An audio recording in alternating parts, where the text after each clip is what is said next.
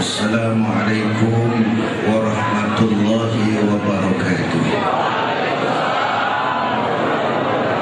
Alhamdulillahi wa kafa. Wassalatu wassalamu ala sayyidina Muhammadin al-Mustafa wa ala alihi wa ashabihi ahli sidqi wal wafa, amma ba'du. Para ulama, para kiai yang saya muliakan, pengurus masjid dan segenap panitia yang saya hormati, hadirin hadirat ma'asyiral muslimin yang saya cintai.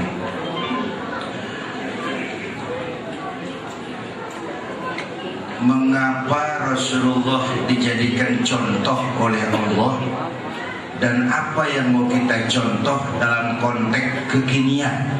Segitu aja judulnya, mudah-mudahan selesai 10 menit.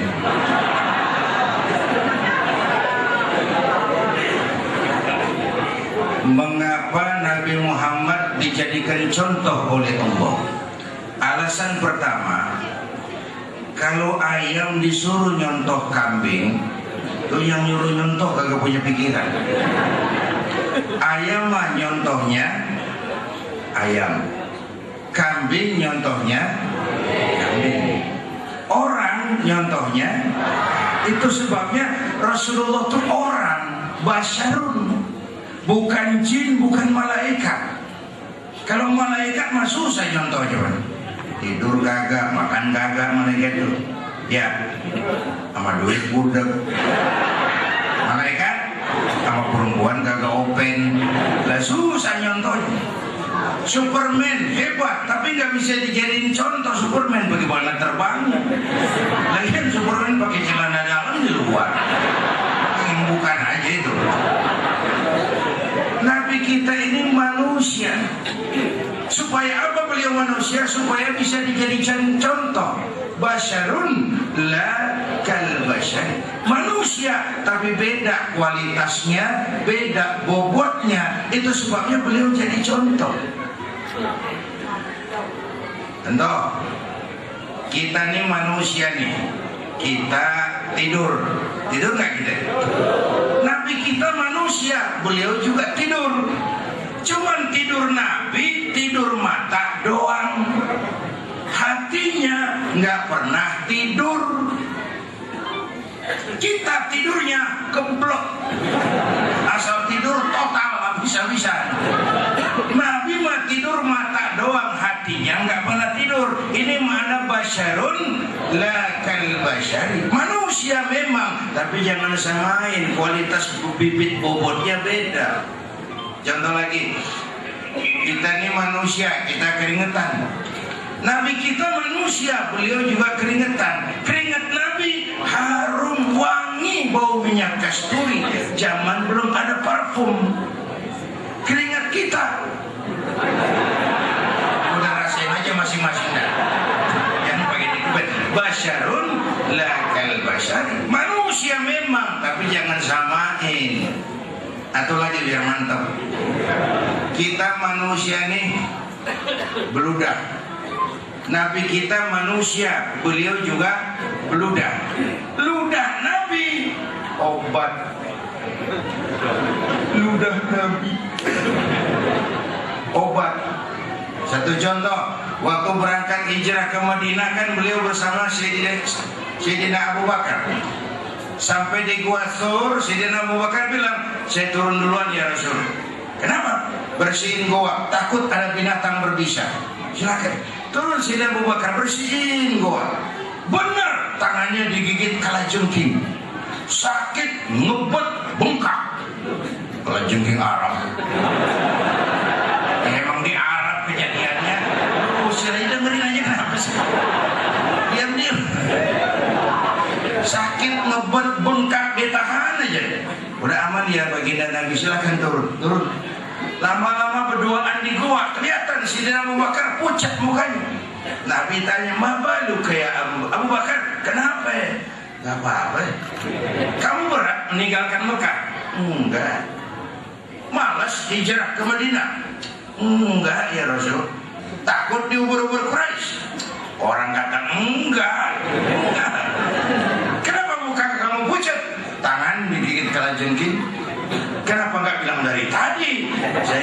nyusahin Tuhan ya Rasul, biarin saya tahan aja. Kau sini, diambil tangannya Nabi, Bismillahirrahmanirrahim, diludahi, ringkas, sembuh saat itu juga. Ludah Nabi, bagian tahu kita yang ludahin, bengkak campur goreng. Basarun lakal basari, manusia memang, tapi nggak kayak manusia umum. Itu sebabnya beliau jadi uswatun satu. Alasan kedua kenapa Nabi jadi contoh, pribadinya komplit multi. Sebuah contoh harus bisa dilihat dari berbagai prospek. Wah, ini yang hebat. Bang, saya ini guru bang. Nabi ngajar mas. Innama bu'istu mu'alliman. Aku diutus sebagai guru bangsa, guru dunia. Saya pedagang bang. Nabi pernah dagang. Umur 9 tahun udah ke Syam dagang. Syam itu Syria, lintas negara. Umur 9 tahun. Saya jenderal pak. Nabi mimpin tentara di medan perang mas. Saya mau balik pak. Nabi dakwah bung. Saya diplomat pak. Nabi politisi. Saya kepala rumah tangga pak. Nabi punya anak bini mas. Ayo lombangan mana dah ngomong. Ini pribadi komplit. Kalau Nabi Isa malah nggak bisa jadi contoh bagaimana membina rumah tangga bahagia. Kenapa? Nabi Isa belum sempat kawin. Nabi Isa bagaimana membina rumah tangga bahagia menurut contoh Isa? Nggak ada mas. Nabi Isa belum sempat kawin. Ada pengikut Nabi Isa nyangka nggak kawin ajaran Nabi Isa, ngikut lagi pada nggak kawin. Lah mubazir. Ini kasih perabotan. Dan nih yang hebat kata Imam Busairi dalam Burdah itu, ka'annahu wa huwa fardun fi jalalatihi fi askarin hina talqahu wa fi hasyam. Syaratnya aja dah. Orang banyak, orang hebat banyak. Tapi yang hebat di mana-mana susah nyarinya. Nah, Rasulullah ini lagi diri hebat, lagi jalan hebat, lagi tidur hebat, di masjid hebat, di pasar hebat, di depan anak-anak hebat, di mata musuhnya hebat, di medan perang hebat, di depan istrinya hebat, di mana-mana beliau hebat. Susah nih jadi yang begini bang. Kita mah hebat setempat cuma. Di kantor hebat, sekantor orang diomeli. Di kantor, mantap pulang ke rumah dikeplak pakai centong mau bininya dikeplak. Kagak ngelawan. Ini orang di depan bininya nggak hebat. Nah Nabi kita di mana-mana kelihatan kehebatnya. Jadi pantas kalau beliau uswatun. Wah itu contoh alasan. Iya gua timbang lihat jam doang. Ini aja apa yang mau kita contoh dalam konteks kekinian? Pertama ibadah. Kalau ada orang yang hatinya paling bersih, Rasulullah. Kalau ada orang yang akhlaknya sempurna, Rasulullah. Kalau ada orang yang dosanya udah dapat jaminan ampun, Rasulullah. Tapi orang yang hatinya bersih, dosa udah diampunin, akhlak paling baik, itu kalau sembahyang malam kakinya bengkak karena rajin sujud. Kakinya bengkak karena rajin sujud. Saya tahu di sini juga banyak yang kakinya bengkak. Asal murah. Ya masing-masing dah urusan. Nah, untuk menjelaskan ini kita keliling jalan-jalan dikit. Begini bang, saya tempo hari di TV One bilang, hidup yang paling tenang itu hidup model tukang parkir. Oh, tuh di mall tuh tukang parkir coba lihat. Biar mobil banyak, mereknya bagus-bagus, nggak pernah sombong.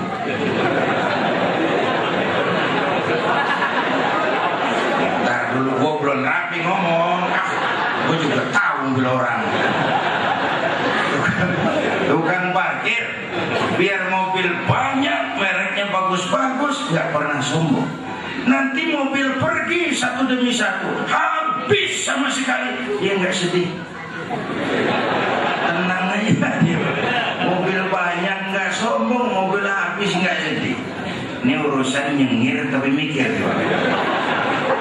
Ya, saya bukan ngebodor nih, ada muatannya di cerita. Nyengir tapi mikir. Kenapa tukang parkir bisa begitu? Dia cuma merasa dititipin, tapi nggak merasa memiliki. Tuh tasawuf tuh. Siapa saja kalau merasa memiliki, bersiaplah kehilangan. Tapi kalau merasa dititipi, bahwa harta, jabatan, anak, istri ini semua sekadar titipan, hidup dong kayak tukang parkir. Bagaimana? Pertama, titipan nggak boleh bikin kita sombong.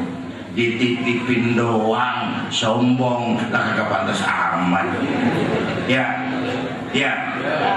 Pak Zainuddin nitip mobil ya, boleh. Yang punya mobil Pogi siapa tatang petete. Emang mobil lo orang nitip. Ada orang dititipi jabatan oleh Allah, sombong, nggak pantas Ya, ada nggak pejabat sombong? Ada, namanya Fir'aun. Fir'aun tuh yang sombong-sombong tuh anak buah Fir'aun semua. Dititipin sombong, nggak pantas. Dititipin harta oleh Allah, jadi orang kaya, sama tetangga nggak mau kenal. Orang lain kecil semua, jalan menginjak tanah. Kuntilanak, nggak pantas. Dititipin doang sombong. Ya. Yang kedua nih, ilmu tukang parkir. Titipan kudu dijaga yang benar. Kalau enggak, yang nitip marah. Saudara berangkat mau maulid naik motor, titip kan? Ntar pulang ambil motor, kaca spion pecah, knalpot hilang, bemper penyok. Jengkel nggak? Gua kan nitip, apa nggak dijagain? Coba renungin, apa bedanya? Allah nitip anak 3 orang di rumah kita. Allah nitip anak 3, nyatu mabuk, nyatu nyolong, nyatu rampok. Marah yang nitip marahnya kalau nggak jagain titipan. Allah titip harta, jadi orang kaya supaya bantu yatim, bangun masjid, bela yang lemah, bangun rumah sakit. Pelitnya 17 setan. Yang nitip marah, yang nitip, ayo yang lebih marah. Allah titip Indonesia. Rakyat, ini Indonesia, aku titip, kata Allah. Titipan ini ditebus dengan keringat, air mata, darah, dan nyawa. Aku titip Indonesia. Ini negara besar dan kaya. Besar dan pulaunya 17.000 pulau. Itu belum termasuk Pulau Gadung dan Pulau Gebang. 17.000.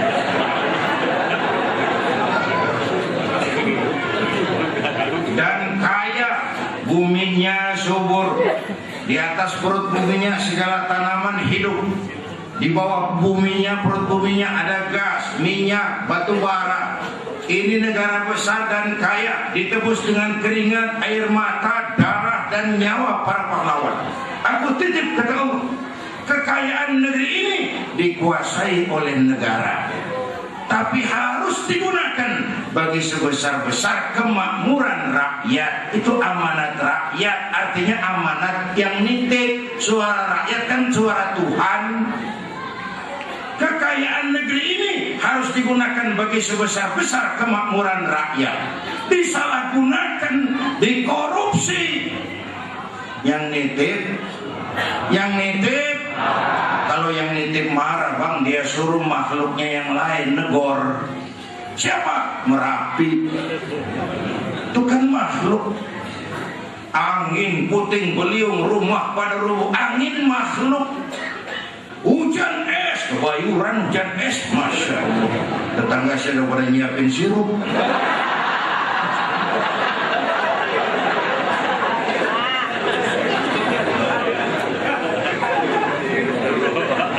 Itu Merapi itu demo. Kalau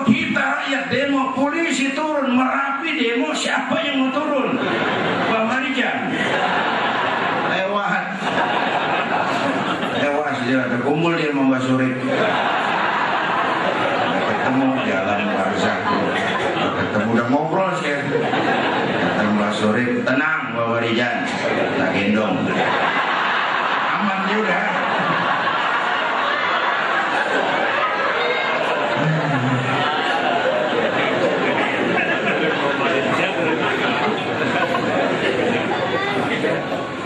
Saudara, yang 100 tahun kita bangun selesai sama gempa 3 menit. Ya, 100 tahun kita bangun selesai oleh gempa 3 menit. Kalau begitu kita perlu Allah. Kalau begitu pantas Nabi, dosanya udah diampuni, akhlaknya paling baik, budi hatinya bersih. Tapi kalau sholat malam kakinya bengkak karena rajin sujud. Saya perlu Allah. Loh, tadi mas saya muter ngajak jalan-jalan dong, nyampainya kemari juga nih. Ya, kita perlu Allah. Saya kagum sama mental orang Jepang. 3 bencana numpuk. Mula-mula gempa 9,2 skala Richter. Habis gempa tsunami 10 meter ombak naik ke darat. Habis hancur-hancuran begitu bocornya reaktor nuklir. Terutama yang di Fukushima yang rada gawat itu. Fukushima tuh pancoran ke kanan dikit. Nah, gimana lu dengerin aja udah.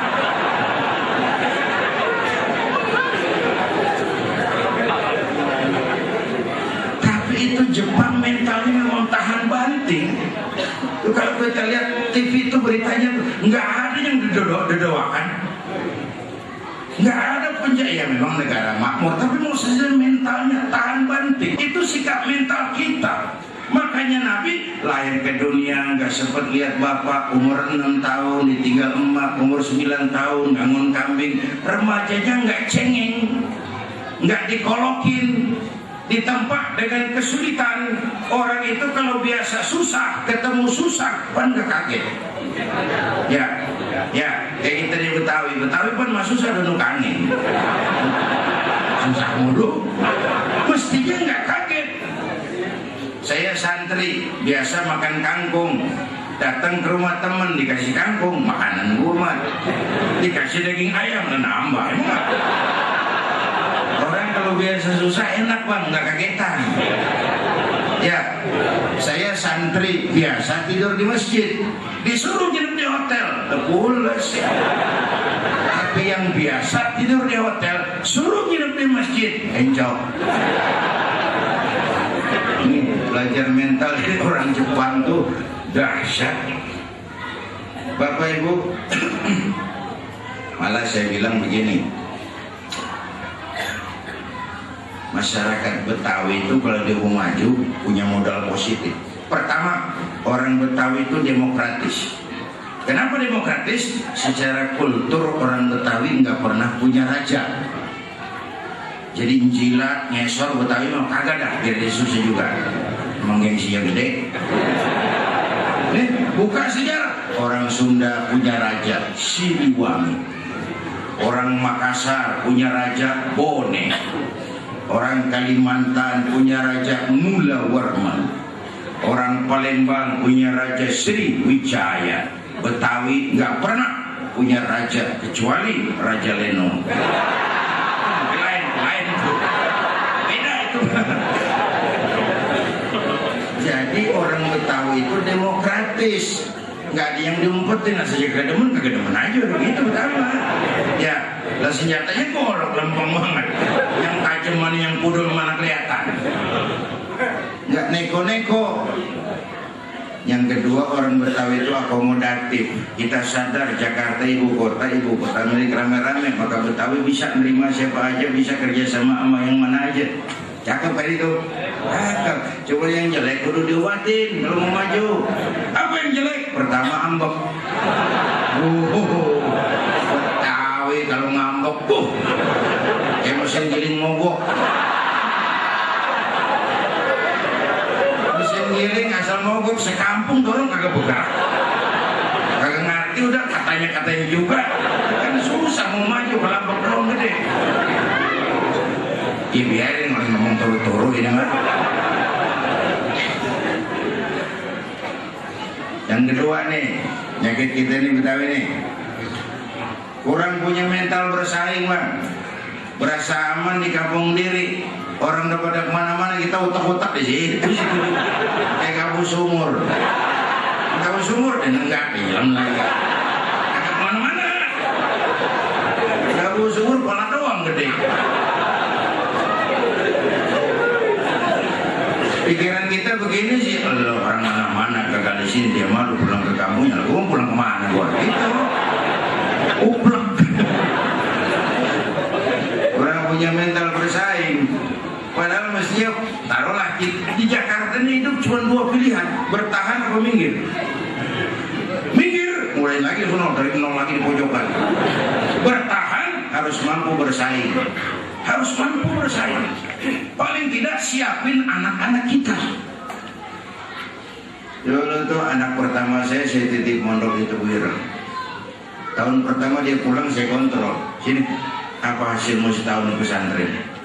Ya sodorin, saya pegang penghargaan juara lomba pidato di pondok. Saya heran, ini anak di rumah jarang ngomong bisa jadi juara pidato. Kamu bisa pidato, apa yang pidatoin? Kan kaset ayah diapalin. Dulu itu mah dulu. Sekarang jadwalnya udah saingan sama saya. Saya bilang oke, tapi apa cita-citamu? Saya kepengen seperti ayah. Salah kau. Kalau aku bapakmu menurutmu hebat, kau mestinya 10, 100, 1000 kali lebih hebat. Karena tantanganmu ke depan jauh lebih berat. Tong bapak lu tibang taman SD sarjana lu tong. Bapak lu cuma jadi RT, lu camat lu. Biarin mak lu bapak lu pala jadi kaki, kaki jadi pala, asal lu terus sekolah. Kan begitu. Ini lu tahu udah tong jangan tinggi-tinggi sekolah tong. Apa mak? Bapak lu kagak sekolah hidup pun.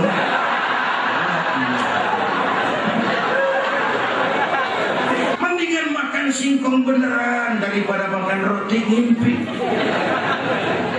Makan singkong beneran, makan roti ngimpi, mendingan mana? Mendingan makan roti beneran. Milih aja susah gitu.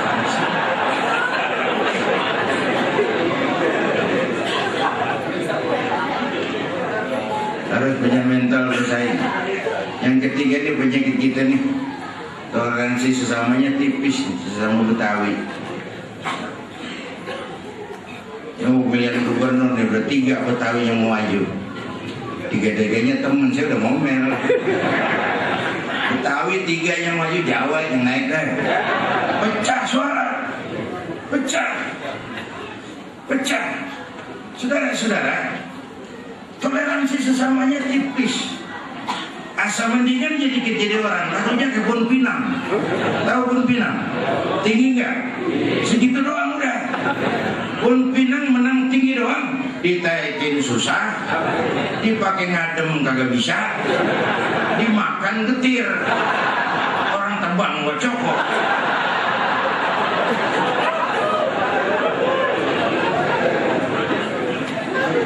Waktu Pak Fauzi Bowo menang tempoh hari itu pemilihan guru pertama, sebelum 2 hari sebelum dilantik saya mesen. Pertama bang, kudu sukses. Ini tumben Betawi jadi gubernur, kudu sukses. Sebab kalau gagal misalnya kagak enak, orang bakal ngomong emang Betawi kagak semenggah. Habis dah, habis sudah. Yang kedua, siapin lapisan berikutnya. Saya mah iri sama saudara-saudara saya dari Batak tuh. Asal kepala bagian di DKI ini, asal kepala bagian orang Batak diatur di bawahnya tuh Batak. Ntar kepala bagian orang Sunda diatur di bawahnya orang Sunda tuh. Jadi turun yang gantiin Sunda lagi, itu maksudnya. Kita Betawi kagak, asal dinaikin jadi orang, jepik jadi ya. Ditebang, habis aja kan. Nggak ada lapisan berikutnya. Ini ngapa Bek mari-mari nih?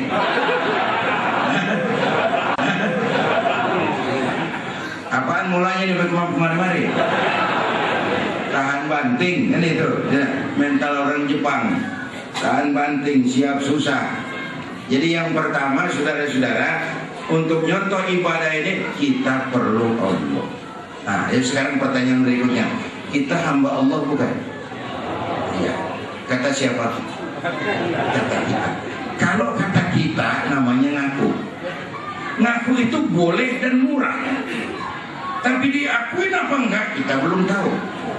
Sebab enggak otomatis kalau kita bilang saya hambamu ya Allah, lalu Allah jawab iya ya. Itu kan ngakunya kita. Berapa banyak orang mulutnya saya hamba Allah, perbuatannya bilang dia hamba setan, hamba dunia, hamba jabatan, nggak sesuai ucapan dengan perbuatan. Yang baru saya dengar diakui baru satu, yang kita peringati maulidnya ini dipanggil hamba oleh Allah. Allah yang manggil kapan? Waktu Isra Mi'raj. Coba lihat ayatnya. Subhanallazi asra bi'abdi, maha suci Allah yang telah menjalankan hambanya. Seolah Allah mau bilang Muhammad itu hambaku, aku jalankan dia. Allah yang ngakuin. Kalau kita baru ngaku. Ya. Sebab orang mau jadi hamba Allah itu diuji, digojlok, digembleng, lolos hamba Allah. Semua nabi juga digojlok. Enggak jalannya gelar karpet, enggak. Ada nabi yang diuji lewat ngadepin umat lewat bandel. Nabi Nuh, umatnya Nabi Nuh kulit badak, muka tembok, kuping kebuk. Badar tahu badar, mbahnya bandel. Ada nabi yang diuji dengan kemiskinan, Nabi Ayub. Ada nabi yang diuji ngadepi penguasa yang zalim, Nabi Musa ngadepin Fir'aun, Nabi Ibrahim ngadepin Namrud, lolos. Ada nabi yang diuji dengan gosip, Nabi Yusuf.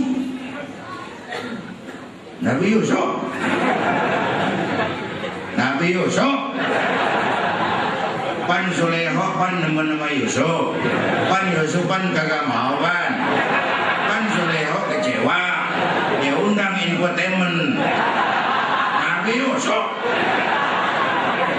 Berisik aja lu pulang nih.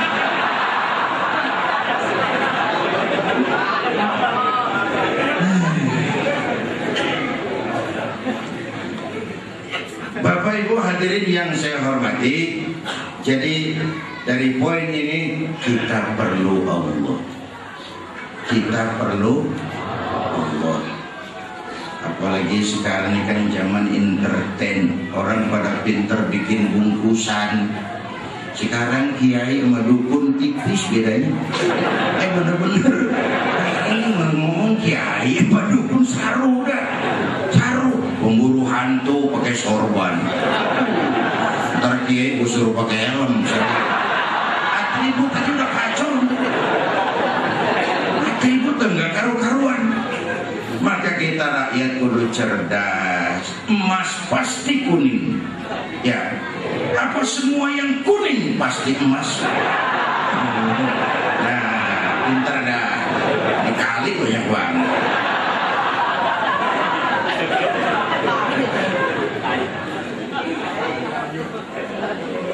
Jaga akhlak kita kepada Allah. Akhlak kepada Allah itu kan jangan menyebutkannya dengan sesuatu, jangan menyembah kecuali hanya kepadanya. Itu aja yang penting.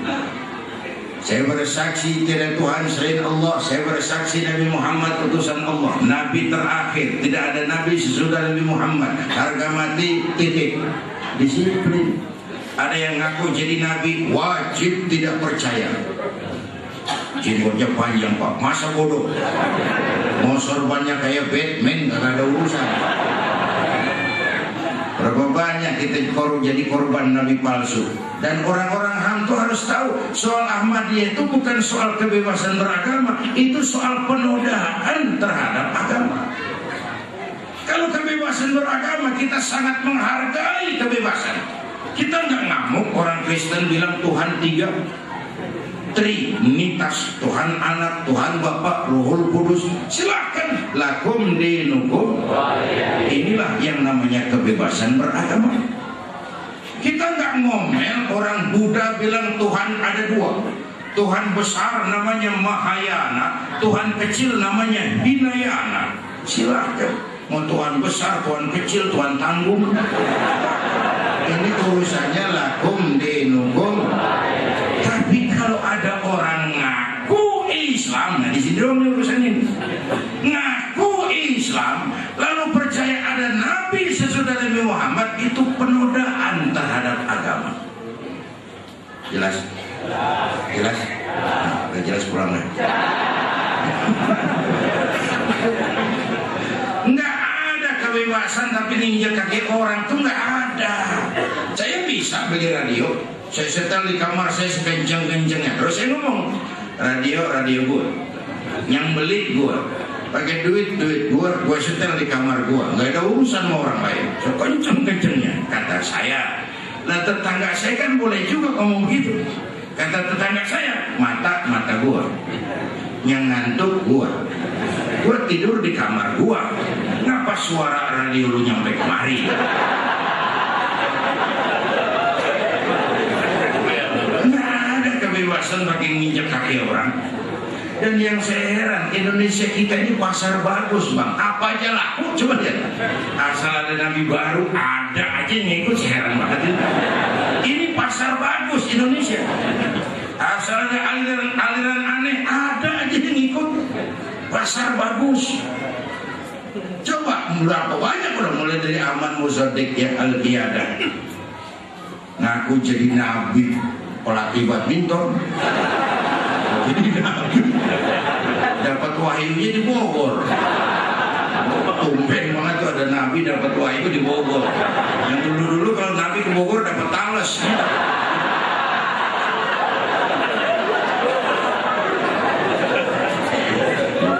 Tangkap polisi 4 tahun penjara. Terus gitu Sayuti Rancaikek Bandung, Kang Cukur ngaku dapat wahyu jadi nabi lagi, dihukum 2 tahun. Lia Edan ngaku Jibril, ditangkap sama polisi. Pokoknya kita salut sama polisi Republik Indonesia, bukan cuma teroris, Jibril tangkap. Gimana di dunia polisi berani nangkap Jibril?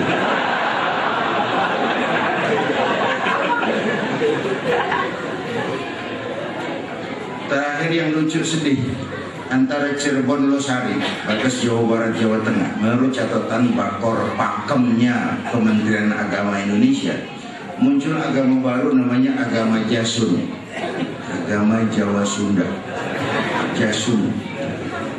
Yang jadi nabi Tugimin.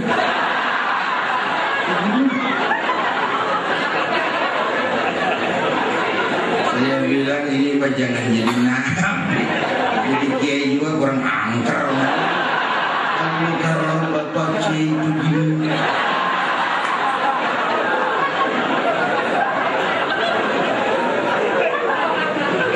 Yang kagak enak selawatnya. Kalau kita kan resep tadi, ya Habibi ya Muhammad, asyik kita rasain. Coba ganti yang barusan. Oh kagak enak pisan. Ya Habibi ya Tugimin. Kagak enak kan, kagak enak.